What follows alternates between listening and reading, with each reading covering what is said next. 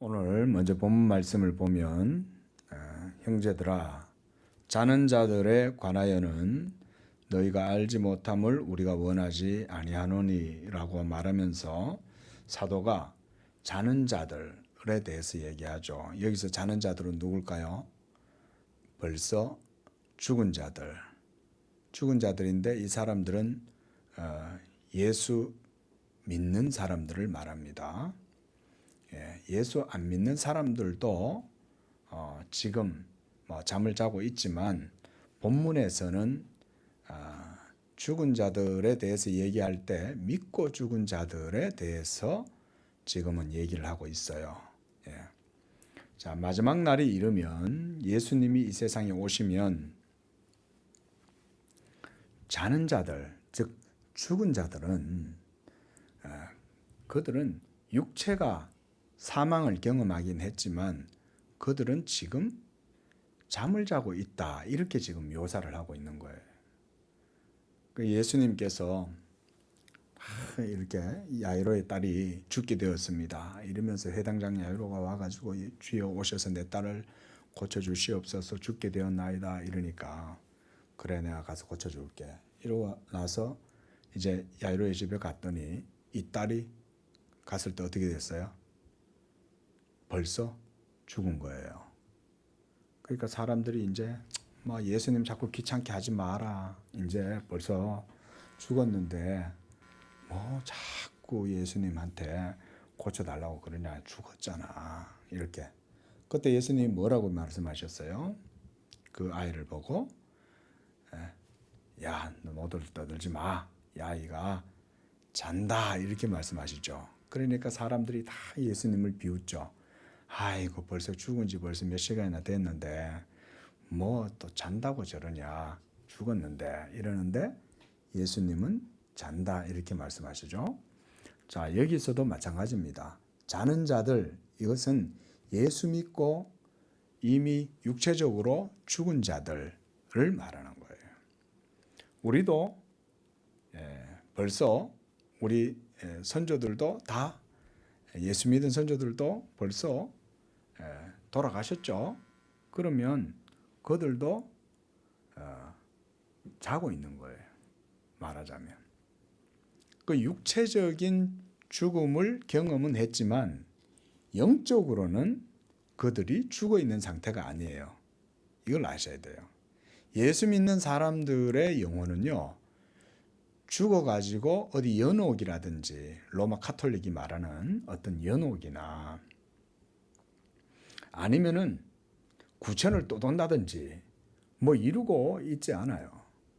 영화 같은 데 보면 가끔 가다가 그런 호러블한 영화 있잖아요. 사람이 죽은 영혼이 막 이쪽 저쪽 돌아다니고 이 사람한테 들어갔다가 이런 얘기가 있는데 그런 건 없습니다. 그렇죠? 그러므로 여기서 죽은 자, 자는 자들은 바로 예수 믿고 그리스도 안에서 자는 자들을 말하는 거예요. 그리고 14절에서도 이렇게 말하죠.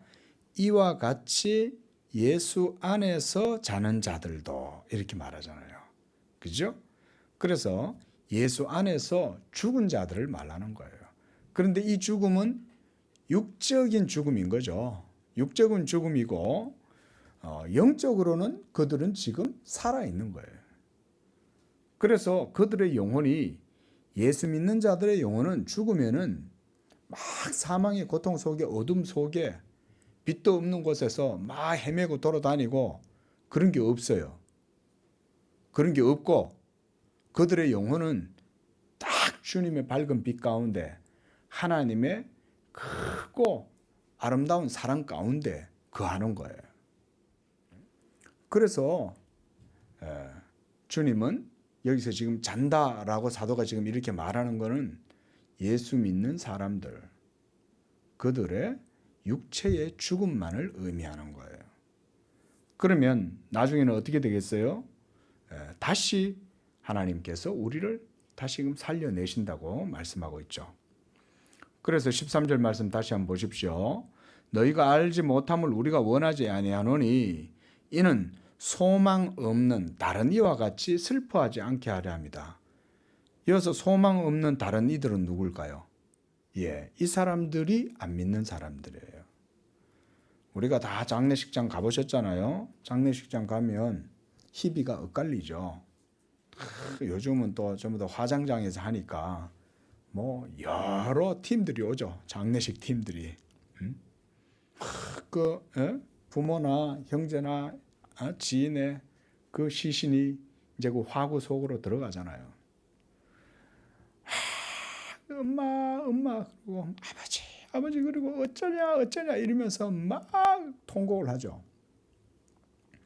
근데 예수 믿는 성도들은 물론 그 육신의 정 때문에 자기 부모의 시신이 그 화로 속으로 확 들어가는 걸 보면 막 고통스럽고 그런 마음은 있긴 하지만 그래도 너무 슬퍼하면 안 돼요.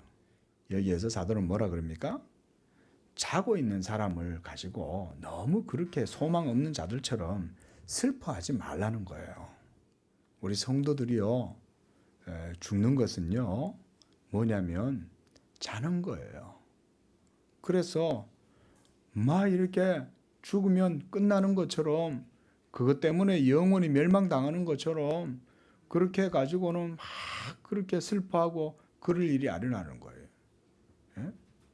그래서 믿는 남편이든 아내든 부모님이든 형제든 누구든지 이 세상을 떠나게 될 때 그가 예수님을 믿었다면 오히려 옆에서 우리는 뭘 해야 돼요?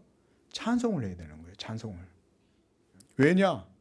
그들은 지금 깊은 잠에 빠졌기 때문에 그런 거예요. 육적인 잠, 사망. 그러나 잠시 후에 다시 일어나는 거예요. 그래서 14절에 우리가 예수께서 죽으셨다가 다시 살아나셨음을 믿을진데 예수 안에서 죽는 자들도 하나님이 그와 함께 데리고 오시리라. 데리고 온다는 거예요. 지옥에서 끄잡아내 오는 게 아니죠. 예? 어디 저 구천에서 떠돌고 있는 사람들을 데리고 오는 게 아니죠. 아브라함의 품에 있는 자들, 하나님의 그 은총의 품에 있는 자들을 예수께서 이 세상에 오실 때 다시 같이 데리고 온다는 거예요. 그래서 이미 죽은 자들을 우리가 그때 다 만날 수가 있는 거예요. 그래서 15절에 우리가 주의 말씀으로 너희에게 이것을 말하노니 그래요.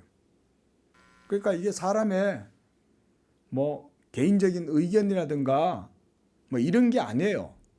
다시 부활하게 될 것이라는 것은 주님의 말씀인 거예요. 하나님이 그렇게 말씀하신 거예요. 예? 그러므로 이 말씀으로 내가 너희에게 말하노니 주께서 강림하실 때까지 우리 살아남아 있는 자들도 자는 자보다 결코 낫지 않다. 우리 살아남아 있는 사람들은 죽은 자들보다 더 낫다고 생각하는 경향이 있잖아요. 예? 아유, 뭐 죽어가지고 불쌍하다. 가끔 이런 말들 하시죠. 예? 안 그렇습니다. 그거 절대 그런 거 아니에요. 착각하시는 거예요. 죽은 자들이라고 살아있는 나보다 더 못하다. 살아있는 내가 죽은 자들보다 더 나은 위치에 있다. 더 좋은 상태에 있다. 이렇게 생각하지 말라는 거예요. 그게 아니에요. 어차피 다 죽을 건데 뭐. 아니에요? 어차피 다 죽을 거잖아요. 우리는. 근데 뭐 내가 지금 생물학적으로 지금 호흡을 하고 있고 살아있다고 해서 그 죽은 자들이 나보다 더 불쌍한 처지다. 이렇게 생각할 필요 없다는 거죠. 그렇지 않습니까? 우리 앞에 살았던 사람들도 그런 미련한 생각을 해줄 수 있죠. 예? 그 사람들 살아있을 때는 아유 뭐 저렇게 다 죽어가지고 있으니까 불쌍하다. 저들은 지금 벌써 죽었잖아요. 그럼 그 후세대인 또 우리들이 또 그런 말을 하면 이게 뭐냐 이거예요. 그런 게 아니죠. 살아있는 자라고 해서 죽은 자들보다 결코 앞서지 못한다는 말은 그런 얘기인 거예요.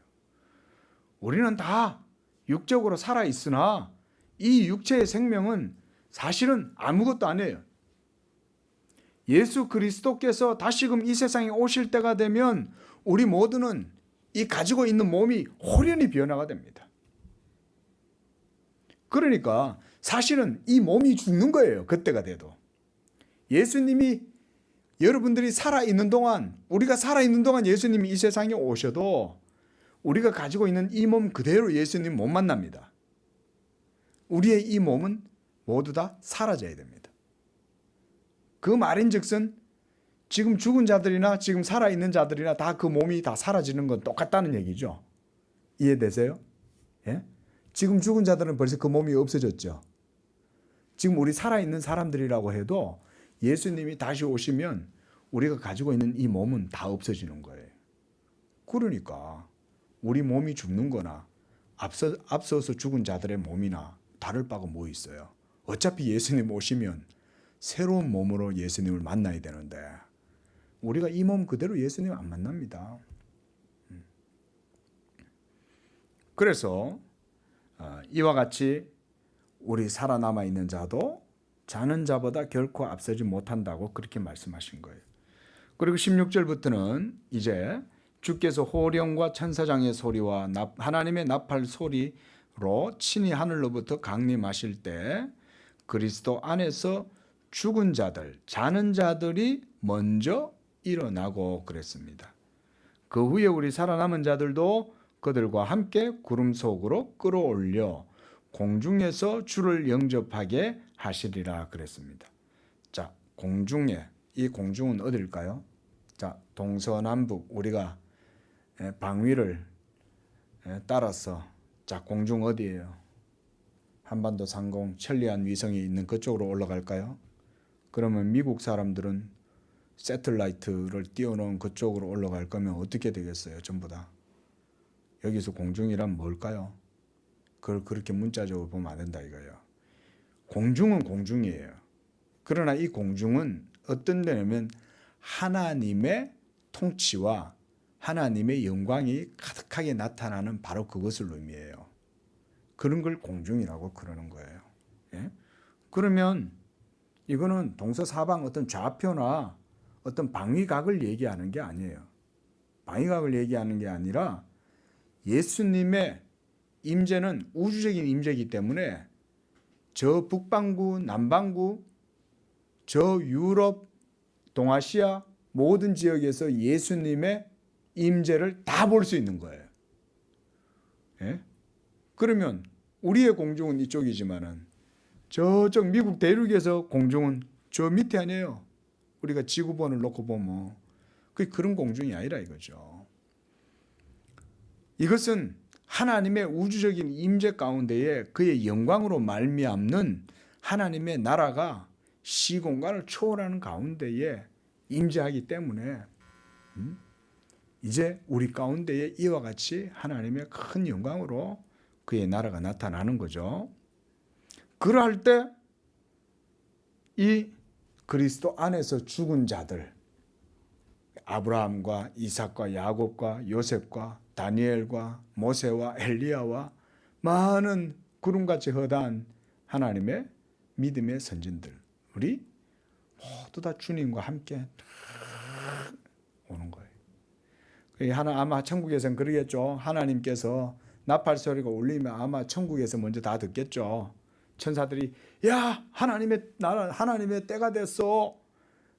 이제 예수님과 함께 우리가 지상에 있는 성도들과 교회를 맞이하러 가자. 라고 나팔 소리가 하고 이제 온 우주를 울리게 될 거 아니에요. 그러면 그때 그리스도 안에 있는 자들도 그리스도와 함께 나타나게 되겠죠. 이야, 드디어 저 지상의 교회와 천상의 교회가 만날 때가 됐구나. 야, 우리 후손들 예수 잘 믿고 있고 지금까지 지상의 교회들 열심히 하나님 섬겼는데 이제 우리 예수님이 온 세계를 제패하고 사탄의 권세를 완전히 제거하고 이제는 하나님의 나라가 완전히 이루어질 때가 되었구나. 이러면서 오실 거 아니에요. 그래서 죽은 자들이 먼저 일어난다는 말인 거예요. 시간적 순서를 얘기하는 건 아니죠. 엄밀히 말하면. 그리고 그 후에 우리 살아남아 있는 이 땅에서, 그러니까 사도 바울이 이 글을 기록하던 그 당시 데살로니가 교인들을 향해서 지금 그 말을 하고 있는 거죠. 그래서 그때 당시에 살아남아 있는 우리들도 그들과 함께 구름 속으로 끌려 올려서 공중에서 주를 영접하게 될 것이다. 그리고 우리가 항상 주와 함께 있으리라 이렇게 말씀을 합니다. 자, 고린도후서 5장 10절 말씀에도 이 심판의 말씀이 있어요. 이는 우리가 다 각 반드시 그리스도의 심판대 앞에 나타나게 되어 각각 선악간에 그 몸으로 행한 것을 따라 받으려 합니다. 자, 오늘 이게 사도신경의 마지막 부분인 거예요. 저리로서 산자와 죽은 자를 심판하러 오시리라 라고 하는 내용이죠.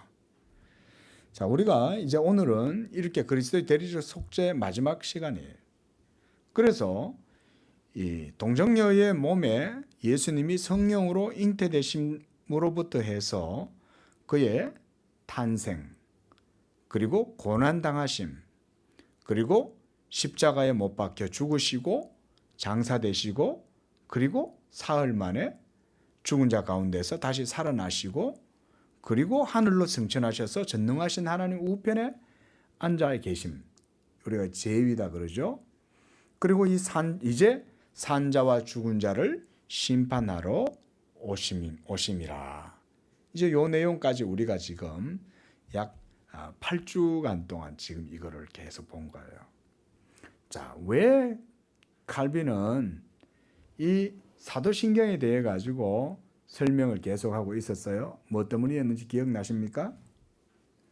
바로 이런 그리스도의 생애 전체의 모든 삶의 과정과 그리고 각 부분 파트들마다 그 모든 것들이 다 우리의 의를 위한 사역들이었다는 거예요.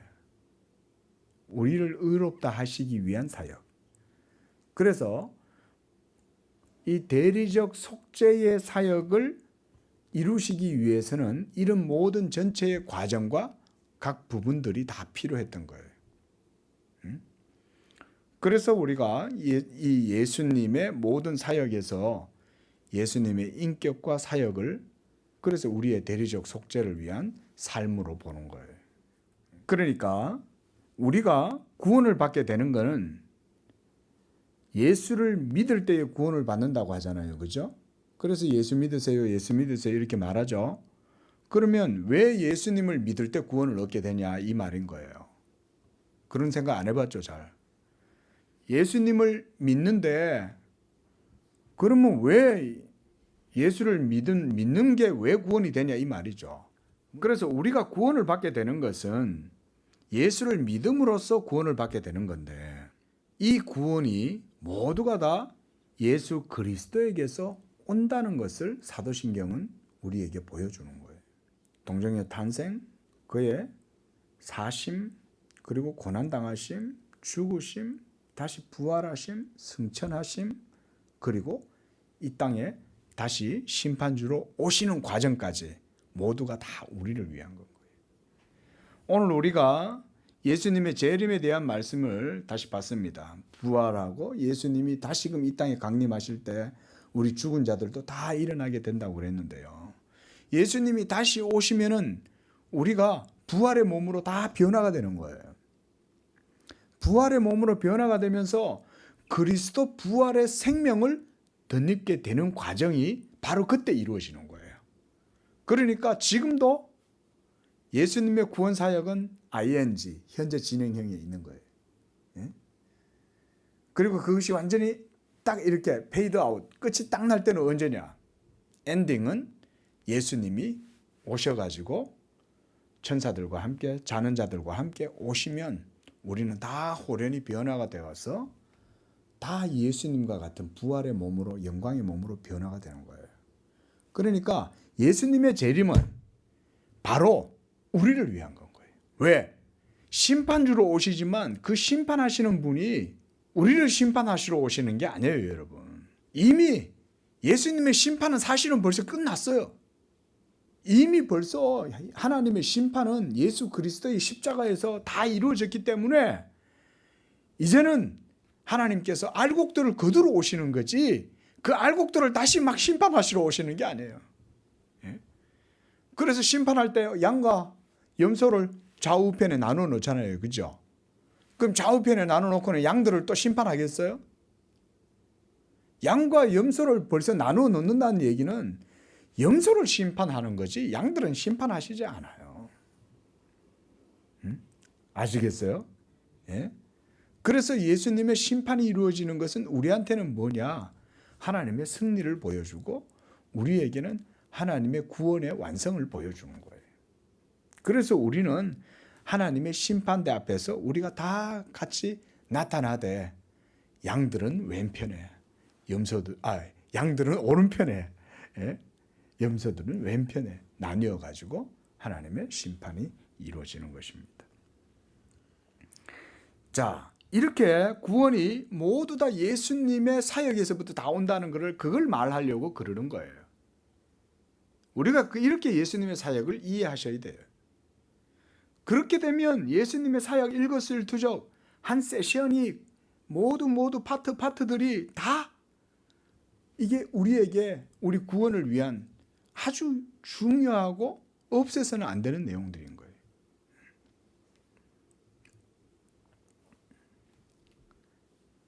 자, 성령의 은사도 마찬가지입니다. 성령의 은사도 예수 그리스도에게서부터 흘러나오는 거예요. 예? 이것이 우리가 소위 은사론의 핵심이에요. 은사론. 이렇게 이해를 해야 성경적인 은사론을 바르게 이해하는 거예요. 만약에 예수 그리스도에게서부터 모든 성령의 은사의 효력이 우리에게 나온다는 것을 이거를 이해하지 못하면 전부 다 그 이상한 은사론에 빠지게 돼 있어요. 이걸 잘 아셔야 돼요. 하나님이 저는 우리 성도들에게 풍성한 은사를 주시기를 원해요. 그런데 그런 은사를 여러분들이 누릴 때 그 은사의 탁월함, 비상함, 은사가 비상하단 말이에요. 은사라는 게. 예? 우리가 뭐 그저께도 그런 말씀 잠깐 드렸지만은 예? 은사를 가지고 있는 사람은요 비범합니다. 여러분 비범해요. 이 비범함은요 무슨 이 세상에 이성이나 지식이나 학식이 많아서 비범하다는 게 아니에요. 이 비범함은 그리스도에게서부터 주어지는 거예요. 그래서 성령이 그리스도에게서부터 흘러나오는 이 은사의 비범함과 탁월함을 성령을 통해서 하나님의 믿는 성도들에게 주시는 거예요. 이거를. 그게 바로 은사인 거예요. 어떤 사람 이런 사람이 있어요. 별로 말도 잘 못해요. 말주변도 없고 조리 있게 뭐 논리 있게 이런 것도 말도 잘 못하고 그래서 복음 전도하라 그래도 복음 전도 같은 것도 막 이렇게 어눌 해갖고 말을 잘 못해요. 근데 이 사람은 희한한 능력이 있어요. 이 사람 옆에만 있으면은 그리고 그 사람과 함께 대화를 해보면 뭐 더듬더듬거리고 막 이런 것 같은데도 이 사람하고만 있으면 마음이 편안해지고 그 사람만 있으면은 주변이 환하게 밝아지고 이런 사람이 있어요. 뭐 때문일까요? 은사 때문에 그런 거예요. 은사의 효력이 그렇게 나타나는 거죠. 그래서 성령의 은사를 하나님께 우리가 구할 때에 바로 우리의 중보자 되신 예수 그리스도께서 기름 부음 받으신 것에서 우리가 그래서 찾아야 되는 거예요. 예수 그리스도께서 하나님의 기름 부으심 받은 종이잖아요. 이 기름 부으심이 무엇으로 나타나냐? 성령으로 나타나는 거예요. 성령으로.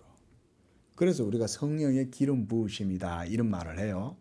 근데 이게 요즘 소위 특히 이제 미국식 복음주의자들이 이 어너인팅이다 이래가지고 이게 지금 우리나라로 막 흘러 들어와서 우리나라도 막 기름 부음이다 이런 말을 많이 써요.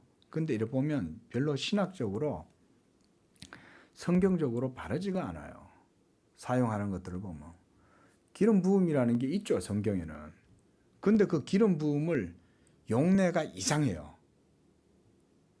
그 은사주의자들, 신비주의자들처럼 비슷하게 써요. 그런 게 아니에요. 하나님께서 우리에게 기름 부음을 주신다 그러면 그것은 예수 그리스도로 말미암는 성령의 은혜 이외에는 없어요. 그런데 대부분 예수 그리스도로 말미암아 은사가 나온다는 말을 별로 안 하고 전부 다 성령의 기름 부으심만 말하는데, 이런 기름 부으심은 뭐냐? 현상, 작용, 뭐 능력 나타남, 이런 것을 기름 부음이라고 생각을 해요. 그게 잘못된 이해라는 거죠. 언제 한번 이런 부분에 대해 가지고 좀 한번 정리해서 한번 말씀을 드리려고 그럽니다. 자, 이처럼 우리가 누리는 성령의 모든 은혜와 은사도 그리스도에게서 나온다 이거예요. 그리스도에게서. 보세요. 오순절 성령 강림의 역사는 언제 있었어요? 예수님이 이 땅에 계실 때 오셨어요? 아니죠. 예수님이 하늘로 승천하시고 난 이후에 오순절 강림날 맞추어서 오신 거죠. 예수님이 죽으신 것도 언제 죽으셨어요? 6월절 날에 죽으시는 거죠. 하나님의 어린 양이 6월절 어린 양이잖아요. 그러니까 6월절에 맞추어서 예수님이 예루살렘에 들어가셔가지고 스스로 유대인들한테 사로잡혀가지고 죽으시는 거예요. 그런데 이 오순절 때는 뭐냐? 열매가 맺히고 성령이 임할 때가 오순절인 거예요. 그때 맞추어서 성령이 오시는 거예요. 그러니까 성령이 오신 것은 예수 그리스도의 사역을 기반으로 해서 오시는 거죠. 그래서 모든 은사의 효력도 예수님의 구원 사역의 효력으로 나타나는 거예요. 이거를 그래서 우리가 강조를 하는 겁니다. 우리가 믿음으로 하나님께 의롭다함을 얻게 될 때, 여러분, 우리의 믿음 때문에 우리가 의롭다함을 얻는 겁니까? 그게 아니에요. 물론 우리가 믿음으로 하나님 앞에 의롭다함을 얻긴 하지만 하나님이 우리의 믿음 때문에 의롭다 하는 건 아니죠. 원리적으로는. 예수님을 믿으니 의롭다고 하는 거지, 내가 예수님을 믿었으니 하나님이 나를 의롭다고 해주는 건 아니죠. 무슨 말이냐? 믿음의 대상이 더 중요하지 내 믿음이 더 중요한 건 아니라는 거죠. 그렇죠? 그렇잖아요. 내가 아무리 믿는다 해도 예수님에 대한 믿음이 없으면, 그리고 예수님이 우리의 믿음의 주로 안 세워져 계시면 우리가 뭘 믿고 하나님 앞에 의롭다함을 얻겠어요? 어떤 사람이 이래 질문해요. 목사님 무슨 그런 소리 하냐고. 아브라함은 예수님 없을 때, 그 구약시대 때 예수님도 오시기 2000년 전에 아브라함은 믿음으로 의롭다함을 받지 않았냐? 아니에요. 하나님이 아브라함에게 뭘 해주셨어요? 여호와의 말씀을 그가 믿었잖아요. 그렇죠? 그래서 아브라함이 의롭다함을 얻었던 그 내용을 보면요, 그가 여호와의 말씀을 믿으니 이렇게 말해요. 그냥 믿은 게 아니에요. 여호와의 말씀을 믿었는데 이를 그의 의로 여겨주셨다 그랬어요. 이 말씀이 뭘까요? 아브라함에게 하나님이 주신 그 말씀은 바로 복음이었죠. 갈라디아서에서 사도 바울이 그러잖아요. 하나님이 아브라함에게 복음을 전했다고 성경이 그렇게 증언했다 그러잖아요. 그 아브라함에게 주신 여호와의 말씀은 바로 예수 그리스도의 복음이었던 거예요. 그러니까 아브라함에게 주신 말씀이나 우리에게 주신 말씀은 동일하지만 좀 다른 점이 있다면 뭐냐? 경륜상 달라요. 아브라함에게는 아직 성육신하신 예수님이 안 계셨어요. 장차 오실 그리스도에 대한 내용을 아브라함이 받았던 거고, 우리의 시대는 이제 오셔서 말씀이 육신이 되심으로 모든 복음의 사역들을 다 친히 행하시고 이루셔서 이제는 우리가 그 예수를 믿죠. 그러나 믿음으로 의롭다함을 얻는 것은 동일한 거예요.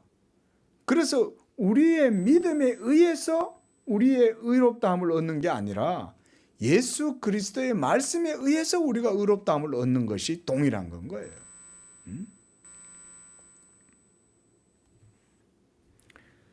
경건의 능력도 마찬가지입니다. 우리가 예수를 믿고 경건한 삶을 살아갈 때에 거기에서 나오는 능력도 그리스도에 대한 믿음에서 나오는 거예요.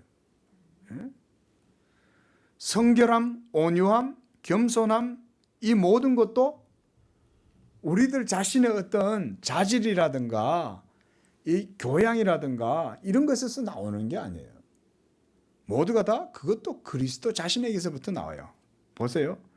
예수님의 성육신 자체가 이 겸손과 온유와 성결함을 우리에게 보여주죠. 그렇죠? 예수님의 성육신 자체가 그걸 우리에게 보여주잖아요. 왜? 하나님의 아들이 그 영광을 다 버리고 비천한 자리에 친히 내려오신 거 아니에요. 예?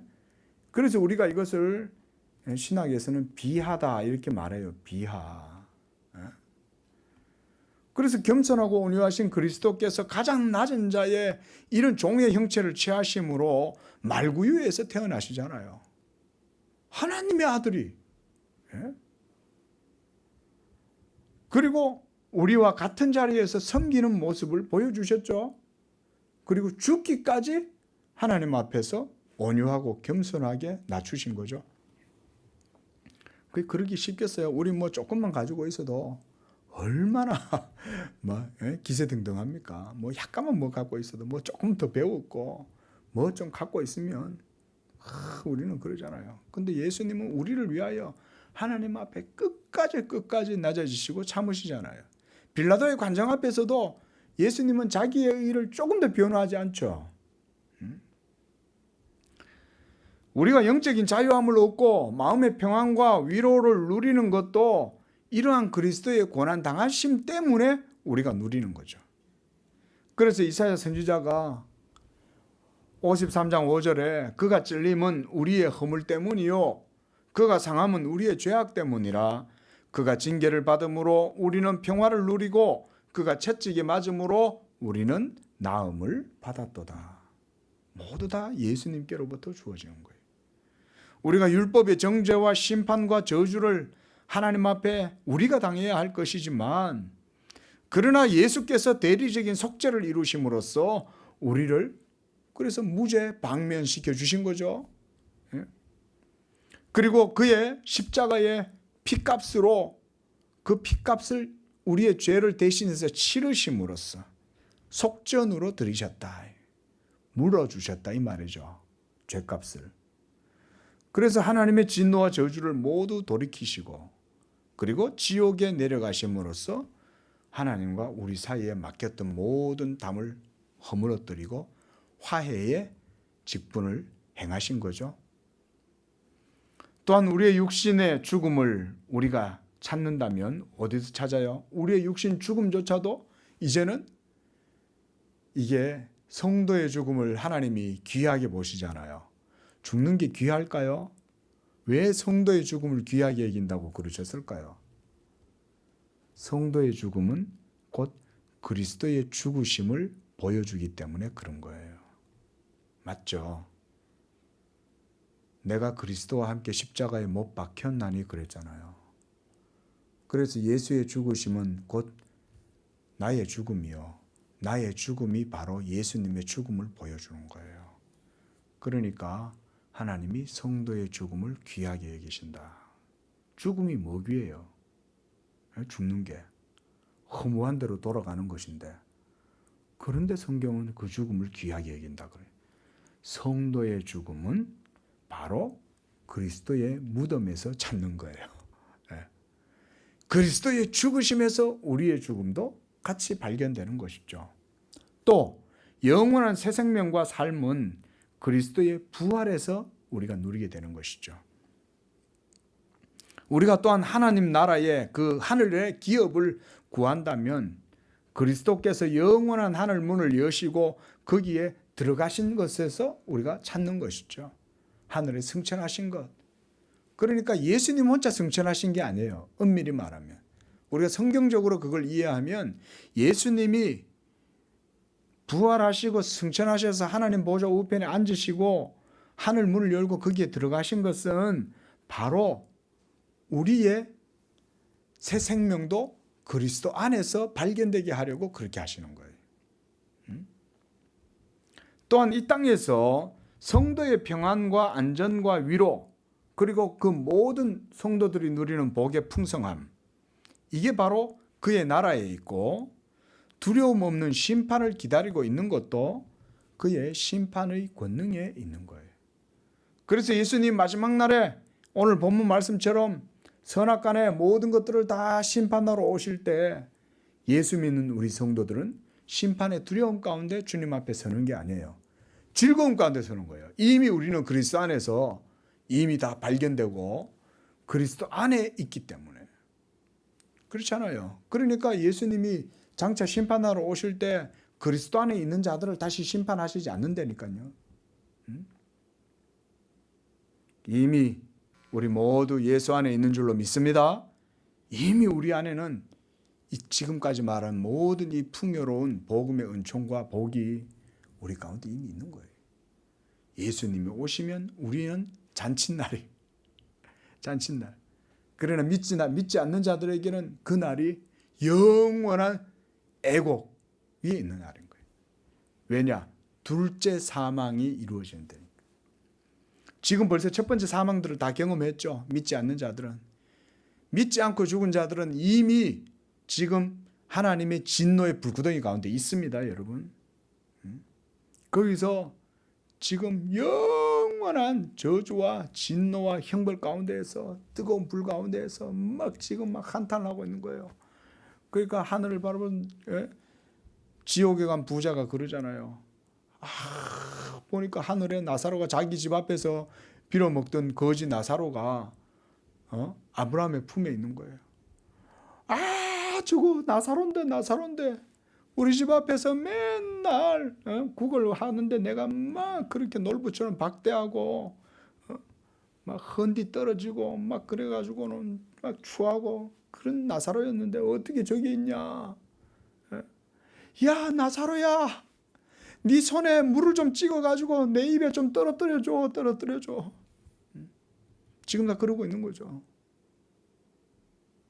이게 팩트다. 이게 팩트입니다. 이거 뭐 이야기 아닙니다. 지어낸 이야기. 믿지 않는 자들이 이런 얘기하면 저 목사 참 저래가지고 성도들한테 위화감 조성해갖고 성도들 혹세무민한다고 막 저렇게 한다고. 저들은 그거 어떻게 알아요? 혹세무민인지 아닌지 어떻게 알아요? 지옥에 있는지 없는지 어떻게 알아요? 없는 건 또 어떻게 아냐 이거예요. 지옥 같은 거 없어. 천국도 없고 내세가 어디 있어? 답은 간단하게 말할 수 있어요. 그럼 당신은 아냐 이거예요. 없는 거 봤어? 있는 것도 못 봤겠지만 없는 것도 못 봤잖아. 그거 어떻게 그게 경험적으로 천국이 어디 있어? 하나님이 어디 있어? 경험적으로 보고 그렇게 말한다 하면서 그것도 경험적으로 얘기해야죠. 천국 없는 거 그럼 증명할 수 있어? 하나님 없는 거 증명할 수 있냐고. 지옥이 없는 거 증명할 수 있냐? 없잖아요. 결정적으로. 당신은 이 세상에 올 때 당신이 오고 싶어서 왔습니까? 이 세상에 있는 줄 알고 왔습니까? 어때요? 이 세상에 있다고 생각하고 온 사람, 아담으로부터 지금까지 한 사람도 없죠. 그런데 어떻게 이 세상 이후에 또 새로운 세계가 있다는 걸 말하는데 그거 없다고 어떻게 그렇게 호언장담하냐 이거예요. 아무것도 모르면서. 그런 게 아닙니다. 이미 그리스도께서 오시면은 모든 하나님의 영원한 심판이 다 그때 완전히 드러나게 되는 거예요. 그래서 택함받은 하나님의 백성들은 이 그리스도의 부활 생명에 동참함으로써 우리가 가지고 있는 이 모든 죄의 몸은 그 순간 다 사라집니다. 그래서 쭈글쭈글했던 여러분들의 모습, 추하고 남노하고 여러분 속에 이 죄가 많잖아요. 우리 육신 속에 죄의 본성이 여전히 아직도 도사리고 있잖아요. 그게 싹을 다 사라진다니까요. 싹 사라지면 하나님의 영원한 영광을 보면서 그리스도 안에서 그리스도와 같이 몸이 변화됨으로 천사같이 변화되는 거예요. 우리 몸이. 예수님의 몸처럼 변화가 되면 우리 몸은 천사처럼 바뀌어요. 천사처럼 바뀌면 하나님의 영광도 직접 보게 되겠죠. 지금은 하나님의 영광을 직접 볼 수 없죠. 그걸 보면 우리의 삶이 감당하지를 못해요. 삶이 감당하지를 못해요. 그게 하나님이 이렇게 하나님의 은혜로 어린 아이들 바깥에 초인종 누르는 소리만 들려도 애들이 화들짝 놀라잖아요. 응? 우리가 어느 어릴 적에 보면 막 뭣도 모르고 앰프를 켜가지고는 소리가 막 왕 나니까 그거가 놀래가지고 막 애가 막 진짜 혼비백산 돼가지고 막 와 하면서 막 쫓아와갖고 막 안기고 그거 진정시키는데 한참 걸리는 거야. 애가 막 한참 울고 놀래가지고. 자, 하나님의 나팔 소리가 여기 울린다 그랬어요. 그렇죠? 16절에 보면 주께서 호령과 천사장의 소리와 하나님의 나팔 소리로 친히 강림하실 때 이 소리가 하나님의 나팔 소리가 얼마나 크겠어요. 전 지구에 다 들려야 되지 않겠어요? 그렇죠? 우리만 들려야 되겠습니까? 저 미국에 있고 유럽에 있는 사람들도 다 들어야죠. 예? 저 탈레반들도 들을 거고, 예? 미얀마의 쿠데타 정권도 들을 거고, 전두환 씨도 들을 거예요. 예? 다 들을 거예요. 예? 죽은 자들도 다 들을 거예요. 얼마나 이 우주적인 소리가 큰지 지옥에 있는 자들조차도 이 소리를 다 듣는 거예요. 그리고는